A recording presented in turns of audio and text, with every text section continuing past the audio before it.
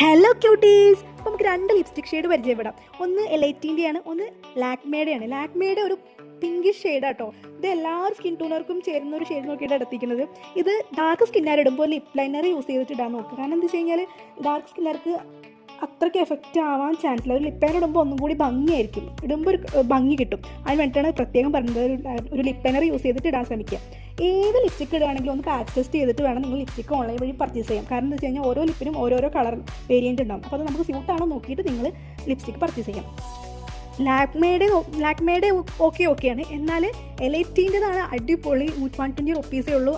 അത്രയും അഫോർഡബിൾ പ്രൈസിലാണ് എലൈറ്റിൻ്റെ ഉള്ളത്. അപ്പോൾ എലൈറ്റിൻ്റെ വാങ്ങിക്കാനേ ഞാൻ പറയുള്ളൂ. ഇതിൽ പല ഷെയ്ഡുകളും ഉണ്ട്.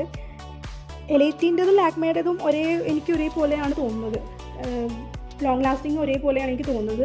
കംഫർട്ടബിൾ ആണ്. ലിപ്പിന് അങ്ങനെ ഡ്രൈനെസ്സോ കാര്യങ്ങളോ ഒന്നുമില്ല. ഇതൊന്ന് ഡ്രൈ ആകുമ്പോൾ ഒരു മാറ്റ് ഫിനിഷ് വരും. എനിക്ക് വീഡിയോ ഇഷ്ടപ്പെടുകയാണെങ്കിൽ ഒന്ന് സബ്സ്ക്രൈബ് ചെയ്ത് കൂടെ താങ്ക് യു. ലിങ്ക് ഡിസ്ക്രിപ്ഷനിലുണ്ട് കേട്ടോ.